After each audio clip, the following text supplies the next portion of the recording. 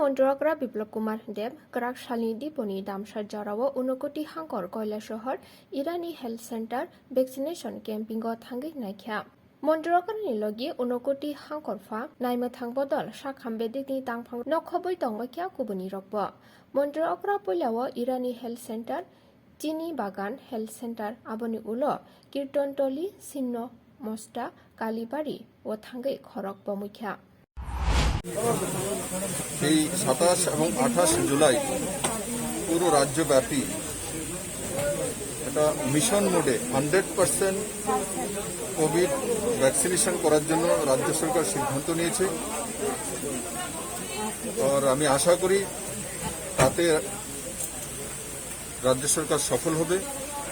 জনতার স্বতঃস্ফূর্ততা এবং বিভিন্ন সামাজিক সংস্থান থেকে মিডিয়ার বন্ধুরা, বিভিন্ন রাজনৈতিক দলের বন্ধুরা সবার সহযোগিতা ত্রিপুরাতে এই পর্যন্ত প্রায় 86% ভ্যাকসিনেটেড হয়ে গেছে। টোটাল আমাদের এখানে 18+ ভ্যাকসিনেশন দিতে হবে 26,24,000-এর কাছাকাছি। এই পর্যন্ত 22,00,000-22,50,000-এর কাছাকাছি হয়ে গেছে।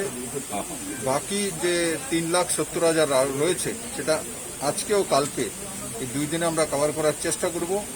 আমি আশা করি পুরো ভারতবর্ষের মধ্যে প্রথম রাজ্য হতে চলছে ত্রিপুরা ফুললি ভ্যাকসিনেটেড।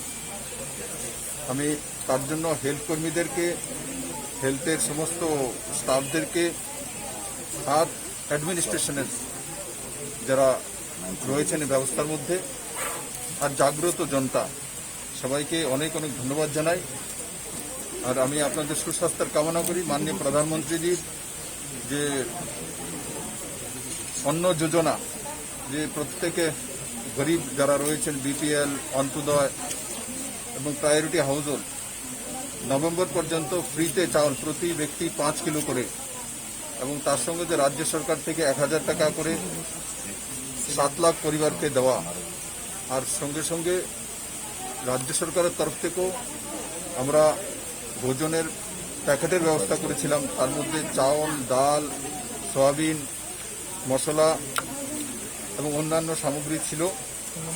আমি আশা করি এই কোভিড মোকাবেলায় এই রিলিফ যে প্যাকেজগুলো কাজে আসবে, এবং রাজ্য সরকার 569 কোটি টাকার প্যাকেজ ঘোষণা করে সেটা দেওয়ার ব্যবস্থা করেছে।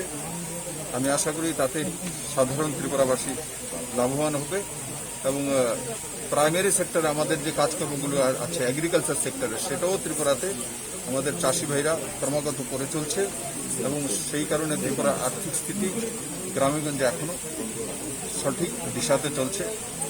আবারও আমি আপনাদের মাধ্যমে ভ্যাকসিনেশন নেওয়ার জন্য সমস্ত ত্রিপুরাবাসীকে আহ্বান করব। এই 2 দিনের মধ্যে যাতে 100% আমাদের হয়ে যায় সেই দিশাতে আমরা সবাই মিলে কাজ করব।